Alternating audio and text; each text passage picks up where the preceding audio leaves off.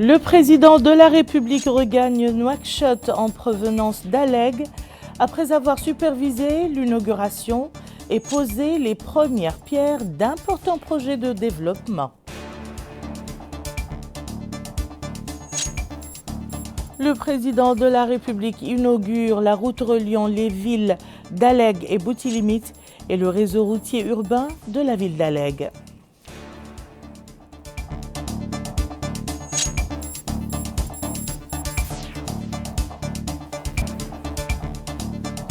Le président de la République pose la première pierre du projet de construction de plusieurs infrastructures sanitaires et inaugure l'entrepôt du commissariat à la sécurité alimentaire et le nouveau siège de la région du Brakna. C'était les titres de ce journal. Madame, Monsieur, bonsoir.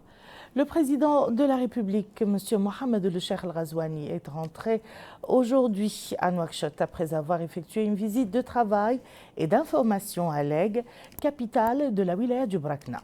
Au cours de la visite, il a supervisé l'inauguration et la pose de la première pierre d'importants projets de développement au profit de la population locale. Le président de la République a été accueilli ou reçu à l'aéroport international de Nouakchott par le Premier ministre, M.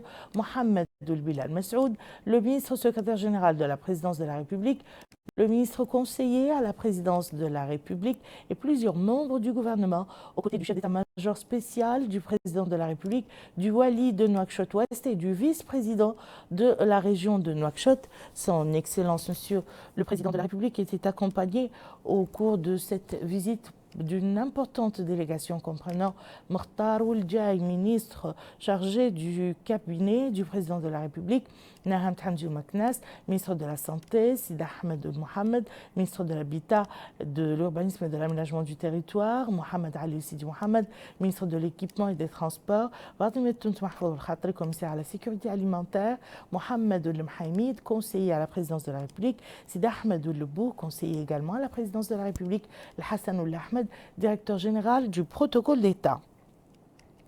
Le président de la République, M. Mohamed El Cheikh El Ghazouani, avait quitté la ville d'Alleg en direction de Nouakchott et a été salué à son départ d'Alleg par les autorités administratives et sécuritaires et les élus locaux.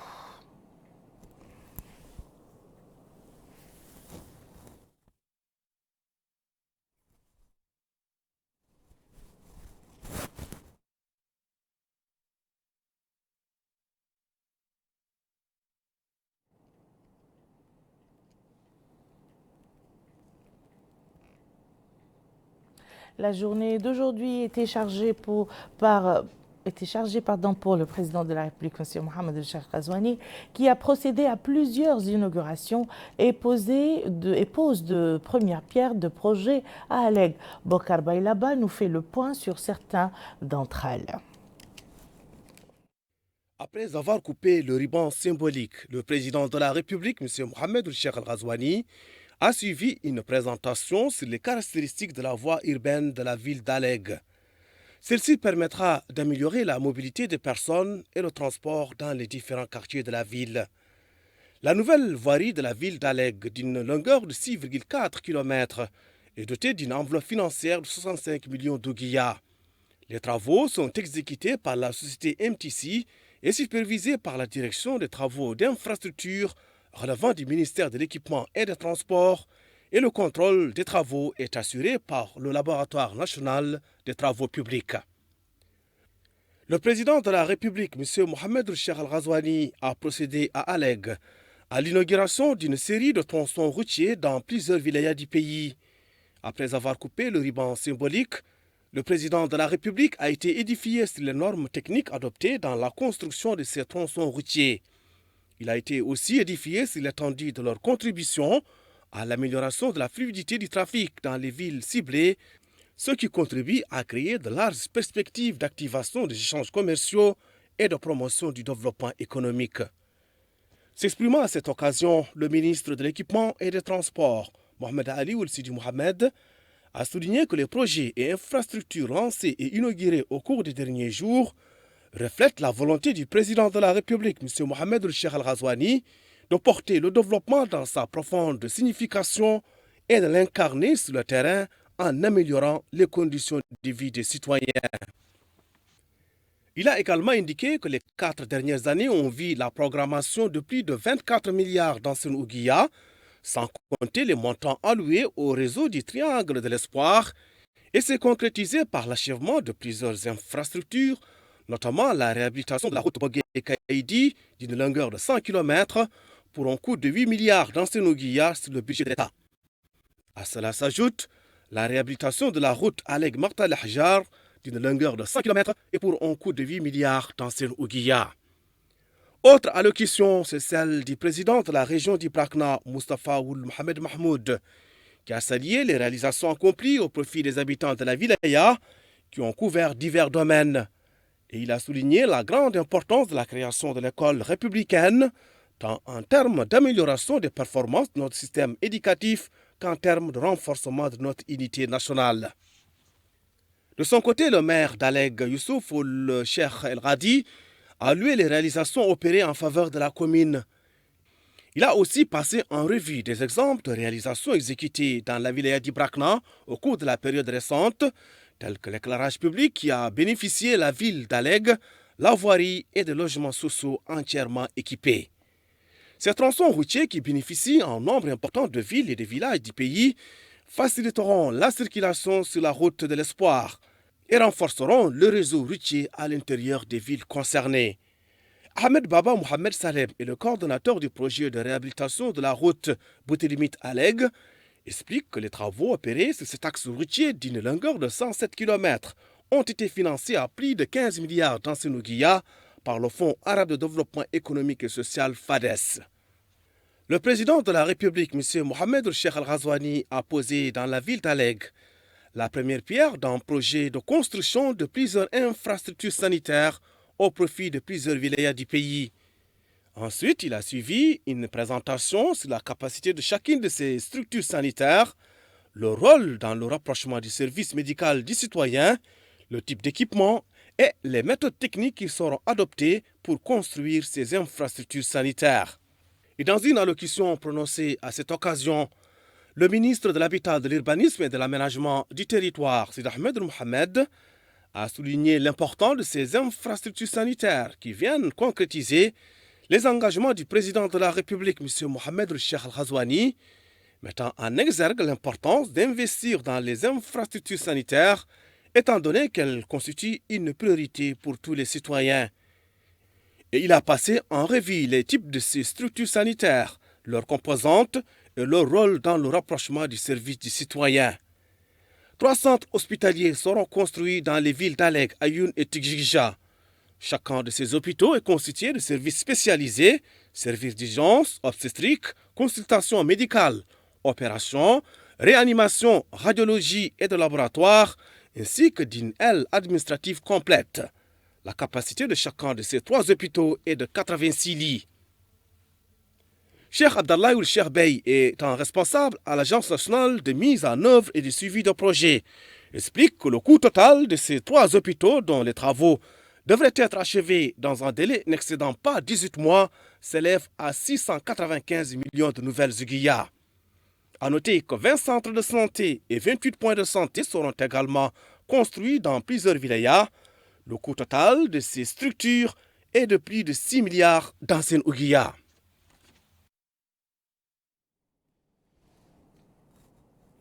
Le président de la République, M. Mohamed Ould Cheikh Al-Ghazouani, a également inauguré à Aleg la première phase du projet de construction d'un réseau d'entrepôts pour le commissariat à la sécurité alimentaire, le siège du conseil régional de la wilaya du Brakna et bien d'autres infrastructures. Retour à Bokar Baylaba toujours. Le président de la République, M. Mohamed Ould Cheikh Al-Ghazouani, a inauguré à Aleg la première phase du projet de construction d'un réseau d'entrepôts pour le commissariat à la sécurité alimentaire. Après avoir coupé le ruban symbolique, le président de la République a suivi une présentation sur ces entrepôts et les méthodes techniques utilisées pour leur construction et sur la mesure permettant leur contribution à assurer la sécurité alimentaire et le rythme des programmes sociaux de distribution de produits de base aux nécessiteux. Et dans une allocution prononcée à cette occasion, La commissaire à la sécurité alimentaire, Mme Fatimatou Bint Mahfoud El-Khatri, a déclaré que c'est la première fois dans l'histoire de la Mauritanie qu'un mécanisme national de prévention et de réponse aux crises alimentaires a été mis en place. Elle a souligné que le renforcement de la capacité de stockage du CSA a une dimension stratégique, expliquant que la sécurité alimentaire a comme pilier la production agricole et le stockage sûr des denrées alimentaires.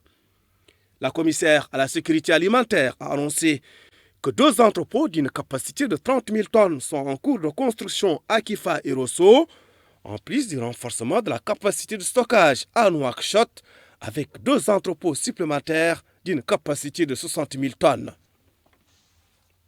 La première phase de ce projet comprend la construction d'entrepôts dans les vilayas du Gorgol, du Brakna, de la Drague, du Tagant et du Tirizimour, dont les capacités diffèrent en fonction de la population de chaque wilaya et de l'étendue de sa superficie. Baba Ould Sidi Ahmed et le délégué régional du CSA expliquent que la réalisation de ces entrepôts s'inscrit dans le cadre d'un projet visant à renforcer la capacité de stockage du CSA. En d'autres termes, il s'agit de réaliser les infrastructures nécessaires au stockage des produits alimentaires. La réalisation de ce projet, d'un coût total de plus de 452 millions d'ouguiyas, s'inscrit dans le cadre de la mise en œuvre du volet sécurité alimentaire. Le président de la République, M. Mohamed El-Cheikh Al-Ghazouani, a également inauguré à Alleg le siège du conseil régional du Brakna. Le bâtiment construit selon l'architecture moderne des bâtiments administratifs haut de gamme permettra aux membres du conseil d'effectuer leur travail dans de bonnes conditions, ce qui est de nature à les aider à répondre aux aspirations de la population et appuyer le développement local. Et dans une allocution prononcée pour la circonstance, le ministre de l'Habitat, de l'Urbanisme et de l'Aménagement du territoire, Sid Ahmed Mohamed, a indiqué que le siège du conseil régional situé à Alleg va aider cette institution à mener à bien son travail de promotion du développement local, de consolidation de la décentralisation et de transformation des centres-villes en villes productives. Il a ajouté que le ministère est déterminé à mener à bien les projets inaugurés par le président de la République dans le respect des délais contractuels et les normes de qualité. Autre allocution, c'est celle du président de la région du Brakna, Mustafa Ould Mohamed Mahmoud, qui a loué la mise en œuvre de ce siège, saluant les réalisations accomplies au profit des habitants de la wilaya qui ont couvert divers domaines. Le siège du conseil régional du Brakna, construit sur une superficie de 2700 m², se compose d'un rez-de-chaussée, 64 bureaux, une salle de réunion, une mosquée, une résidence de gardiens en plus d'une dizaine d'installations complémentaires. Le coût de réalisation du siège s'élève à plus de 39 millions d'ouguiyas. Et puis cette bonne nouvelle dans notre journal, la 18e session du comité intergouvernemental de sauvegarde du patrimoine culturel immatériel de l'UNESCO qui s'est tenue à Kazan au Botswana du 4 au 9 décembre a confirmé l'inscription sur la liste du patrimoine mondial de la Mahadra mauritanienne, appelée également Université du désert, la considérant comme un cadre sociétal qui assure l'éducation et la socialisation et à travers lequel les traditions, les savoirs et les formes d'expression littéraire sont transmis. Dans ce contexte, le ministre des Affaires islamiques et de l'enseignement originel, M. Dar Ould Sidi Ould Taleb, a confirmé dans son discours à la conférence que cette adoption est considérée comme l'aboutissement des efforts diplomatiques entrepris par le président de la République, M. Mohamed El-Cheikh Al-Ghazouani, en vue de réaliser ce grand événement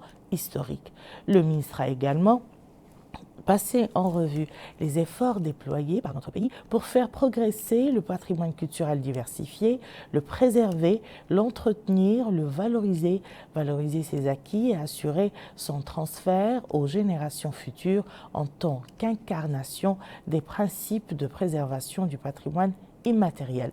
Le ministre a souligné que l'institution éducative est considérée comme le cadre éducatif le plus efficace. Le Centre international pour l'entreprise privée a organisé aujourd'hui à Nouakchott un atelier sur la promotion de la participation des femmes au développement en Afrique de l'Ouest. L'objectif de cet atelier est de porter les recommandations à la connaissance de la ministre de l'Action sociale, de l'enfance et de la famille afin qu'elles soient intégrées dans l'agenda de l'Union africaine. Mohamed El-Khattat. C'est un atelier régional sur la promotion de la participation des femmes au développement en Afrique de l'Ouest, auquel participent, outre notre pays, des participantes du Sénégal, du Mali, du Burkina Faso, du Niger et du Tchad. Il s'agit en fait de porter à la connaissance de la ministre de l'Action sociale, de l'enfance et de la famille les recommandations retenues par les femmes leaders afin d'avoir plus d'inclusion dans les sphères décisionnelles et qu'elles soient intégrées dans l'agenda de l'Union africaine. Dans un mot prononcé pour la circonstance, Mme Safiya Mtentaha, ministre de l'Action sociale, de l'enfance et de la famille, a indiqué qu'au cours des dernières années, les femmes mauritaniennes ont réalisé de grands progrès sur leur chemin vers l'émancipation et la prospérité. Il faut dire que les acquis féminins ont touché plusieurs domaines, dont l'autonomisation économique, le soutien institutionnel, la protection contre les différentes formes de violence, le renforcement du cadre légal, l'accès aux centres de décision et la participation politique. En ce qui concerne l'autonomisation des femmes et la lutte contre les violences faites aux femmes, un programme de formation a été dédié aux femmes et filles non scolarisées qui a été mis en œuvre leur permettant de bénéficier d'équipements et de financement dans le cadre de leurs activités productives. Un travail a ainsi été mené pour favoriser l'accès des filles à l'enseignement supérieur en leur accordant des prix incitatifs, en soutenant financièrement les familles fragiles et en assurant le transport scolaire des filles pour assurer leur sécurité. En ce qui concerne l'accès des femmes aux sphères de décision, notre pays, a précisé la ministre, a réalisé des avancées significatives grâce à la volonté politique du président de la République, M. Mohamed El-Cheikh Al-Ghazouani. Avec une forte présence des femmes dans le gouvernement et dans les postes électifs, avec l'appui de la première dame, Mme Mariam Vadridda, qui mérite d'être décorée pour ses efforts de plaidoyer en faveur de la femme et de l'enfance dans notre pays, a souhaité la ministre. De son côté, Mme Aïssata Touré Koulibaly du Mali a, au nom des participantes, déclaré: C'est un honneur pour moi de prendre la parole au nom de nos camarades des différents pays qui ont travaillé ensemble sur le thème de la participation des femmes au développement. En plus de celles qui sont présentes ce jour dans cette salle, il y a eu plus de 150 autres femmes leaders qui ont contribué à cet effort qui, Inch'Allah, continuera. Avec l'appui de SAIP, nous avons analysé la situation de nos pays et vous ont proposé des solutions, Madame la Ministre, afin d'avoir plus d'inclusion des femmes dans les sphères décisionnelles. La participation de la femme n'est pas seulement une contribution à la promotion du genre. C'est également un enjeu central à l'atteinte des objectifs de développement durable pour nos pays respectifs. Nous sommes tous conscients aujourd'hui qu'aucun pays ne saurait se développer sans la moitié de sa population. Excellence Madame la Ministre, nous savons votre engagement professionnel et personnel pour le genre.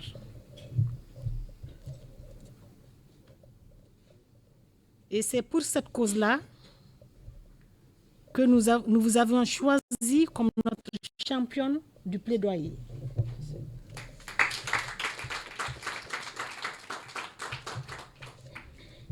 Nous vous demandons humblement de bien vouloir porter nos propositions aux décideurs de la sous-région et à l'échelle internationale. L'engagement du président de la République islamique de la Mauritanie est une preuve de plus que votre pays peut et doit assurer ce leadership. Ce leadership qui est un leadership transformationnel pour la participation de la femme sahélienne et la femme africaine en général. Il est vrai qu'en Mauritanie, beaucoup de mesures importantes ont été prises pour la promotion de la participation des femmes au développement dans le pays. La commission des finances de l'Assemblée nationale a consacré la séance qu'elle a tenue ce matin, présidée par M. Moustapha Sidi Hamoud, son président, à l'examen du budget du ministère du Commerce, de l'Industrie, de l'Artisanat et du Tourisme pour l'année 2024. Au cours de la réunion, la commission a suivi une présentation du ministre du Commerce, de l'Industrie, de l'Artisanat et du Tourisme, M. Mrabatou El-Bouanahi, au cours de laquelle il a passé en revue les différents chapitres du budget et ses domaines de dépenses.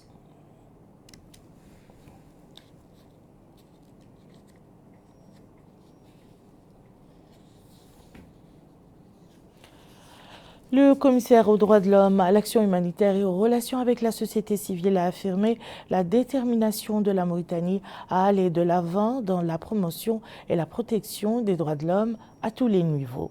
C'est ce qui ressort du discours qu'il a prononcé hier soir devant les participants aux travaux du Forum de haut niveau des Nations Unies commémorant le 75e anniversaire de la Déclaration universelle des droits de l'homme. L'essentiel de ce discours avec Mohamed El-Khattat.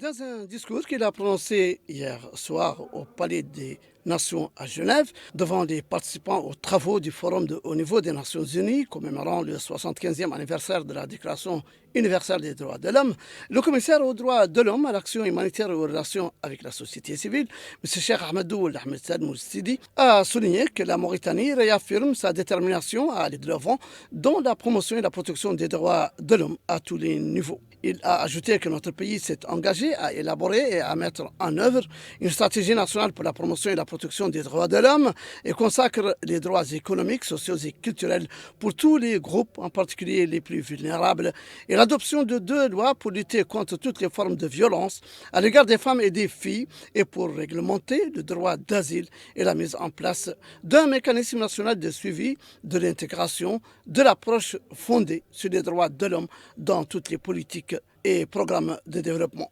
Il a noté par ailleurs que l'adoption de telles mesures renforcera la protection et l'autonomisation des droits des groupes vulnérables, consolidera le cadre institutionnel régissant les droits et libertés dans le pays et garantira l'efficacité des mesures prises pour réaliser le droit au développement. Le ministre de la Culture, de la Jeunesse, des Sports et des Relations avec le Parlement a supervisé la finale du championnat de football du Festival des Cités du Patrimoine dans la ville de Oualata. Le ministre a également effectué une visite à Radio Mauritanie dans cette ville. Le point avec Moussa Ndiaye. À quelques heures de la clôture des activités du Festival des Cités du Patrimoine Oualata 2023, au stade de cette ville historique s'est tenue la finale de la Coupe de la 12e édition du festival en football. À l'affiche Oualata et Ouadane. C'est Oualata qui s'impose par un score de 3-0 face à Ouadane. Le trophée a été remis au vainqueur par le ministre de la Culture, de la Jeunesse et des Sports et des Relations avec le Parlement, M. Ahmed Ould Sid Ahmed Dieu. À cette occasion, M. le ministre a félicité dans sa déclaration les 4 équipes, notamment Oualata, qui abrite cette manifestation et a remporté le trophée. D'autre part, je tiens, précise le ministre de la Culture, de la Jeunesse et des Sports et des Relations avec le Parlement, a félicité, dit-il, la Fédération mauritanienne de football qui a pris en charge cette compétition. Il a ajouté qu'à travers cette rencontre, il espère voir l'évolution entre la jeunesse des villes anciennes et celle de toute la Mauritanie. Le wali de Hod Sharqi, M. Isselmou Sidi, a remis le prix de la 2e place à l'équipe de Ouadane.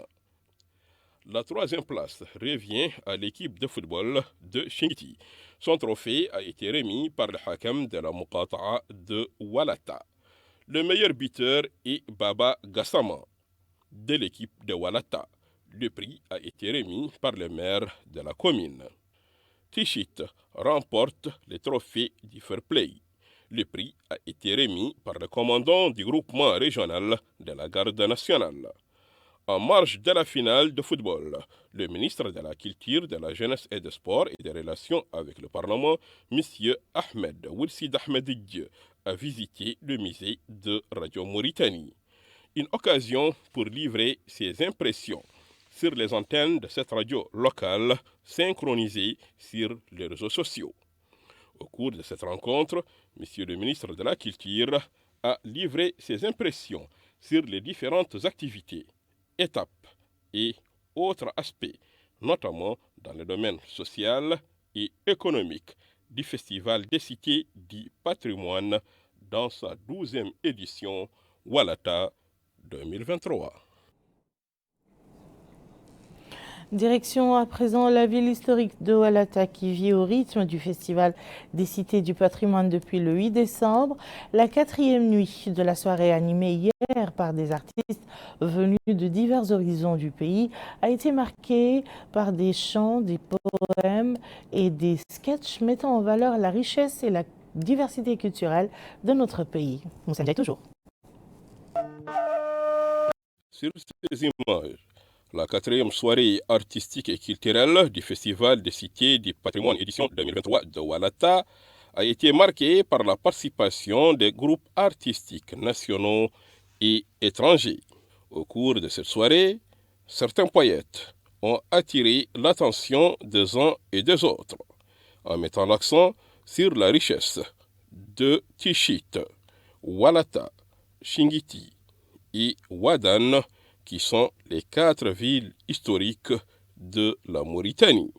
Ces villes reflètent aussi l'importance de la civilisation islamique. Quant aux groupes artistiques venus du sud de la Mauritanie, l'occasion était pour leurs producteurs de présenter une image de marque d'une Mauritanie dans sa diversité culturelle. Autres participants n'ont pas hésité de présenter des poèmes en arabe et en langue nationale. Pendant que la dernière partie de la 4e soirée artistique et culturelle de Walata 2023 a été consacrée aux éloges du prophète Mohammed, paix et salut sur lui.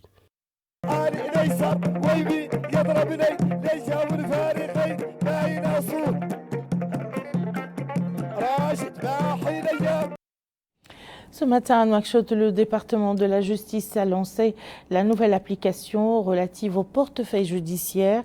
Cette application vise à permettre à la famille judiciaire, aux autres institutions publiques, aux organisations de la société civile et aux chercheurs de consulter les derniers développements des décisions judiciaires rendues dans le pays. Le point avec Maïmouna Lo.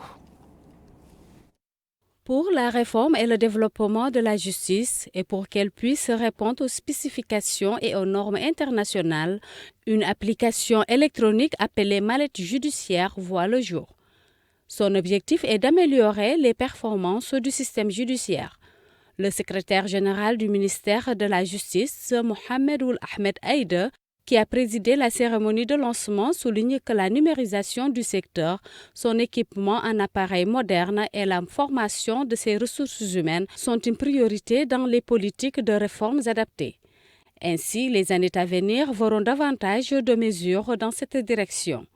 Les responsables de ce secteur, à travers une formation intensive et continue, seront capables de maîtriser la technologie, devenue un élément incontournable de tout progrès ou avancement, qui est une partie essentielle pour servir efficacement et rapidement les utilisateurs du secteur.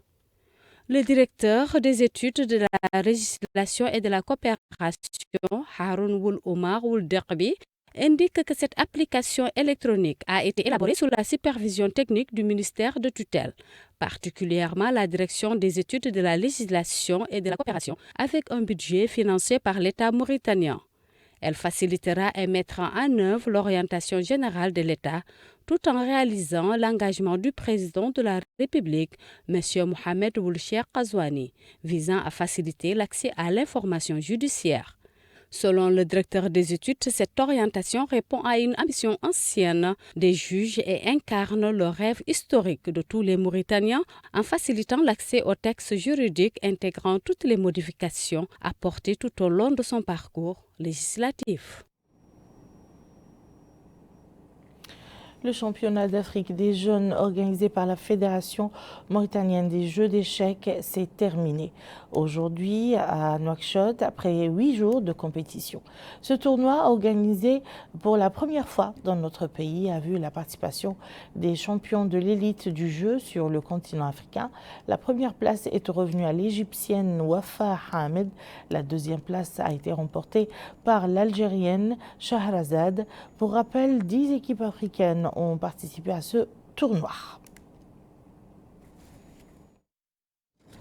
Écoutons à ce sujet les impressions de M. Mamadou Ba, secrétaire général par intérim du ministère de la Culture, de la Jeunesse et des Sports et des Relations avec le Parlement. En cette fin de saison sportive, je tiens à préciser que le contenu de cette rencontre fraternelle est marqué par une réjouissance sportive et un sentiment après avoir suivi tout au long de ce tournoi. En cette circonstance solennelle, je voudrais tout d'abord remercier le président de la Fédération pour ses efforts fournis. Le ministère de la Culture, de la Jeunesse et des Sports est en relation avec le Parlement sous la vision du président de la République, son Excellence Mohamed Cheikh Ghazouani, et de son Premier ministre Mohamed Massoudou Bilal, vous accompagne et encourage pour la réussite de ce tournoi de jeux d'échecs. Hier, l'ambassadeur de l'Union européenne dans notre pays, M. John Guilim, a effectué plusieurs visites au Hod al-Sharqi. Au cours de cette visite, où il était accompagné par le conseiller du Wali chargé des affaires économiques, il a supervisé l'inauguration des travaux de restauration et de réhabilitation du barrage de Boumsoud dans la commune de Boumsoud ou dans la Muqata'a d'Amourj. La cérémonie s'est déroulée en présence du hakem de la Muqata'a, M. Amar el-Cheikhna, du maire de la commune, M. Mohamed Boubakar Mohamed Fadel, ainsi que des représentants des autorités sécuritaires de la Muqata'a. Autre visite d'un ambassadeur à l'intérieur du pays. Il s'agit de celle effectuée hier par l'ambassadrice des États-Unis d'Amérique dans notre pays, son Excellence Madame Cynthia Kirsch, qui a effectué une visite de terrain à la commune de Hassi Shegal dans la Muqata'a de Selibabi. L'ambassadrice américaine a été reçue par le maire de la commune, M. Bakari Gandega, la directrice du travail social, Madame Quintana Mohamed, et des représentants des organisations, des organismes de l'UNICEF et de la coordination de l'organisation, du coordinateur de l'organisation syndicale locale. Au cours de la réunion tenue par l'ambassadrice, les interventions des participants ont porté sur l'importance de la coopération entre notre pays et les États-Unis d'Amérique en tant que partenaire dans le processus de développement. L'ambassadrice ayant salué le niveau de coopération entre les deux pays, les contributions ont également abordé la nécessité d'élargir le cercle de soutien apporté au développement des zones rurales bénéficiant de divers projets de développement dans le cadre du partenariat entre les deux pays tels que la formation professionnelle, la réinsertion des enfants et des filles abandonnées et l'appui pour des activités génératrices de revenus. Ainsi prend fin ce journal. Je vous en rappelle les principales informations. Le président de la République regagne Nouakchott en provenance d'Alleg après avoir supervisé l'inauguration et posé les premières pierres d'importants projets de développement. Le président de la République inaugure la route reliant les villes d'Alleg et Boutilimit et le réseau routier urbain de la ville d'Alleg.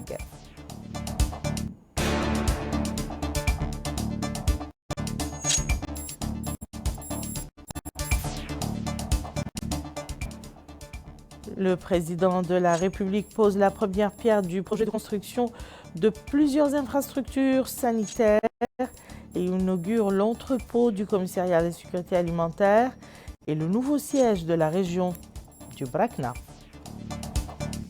Merci Madame, Monsieur de nous avoir suivis. À très bientôt. Inch'Allah.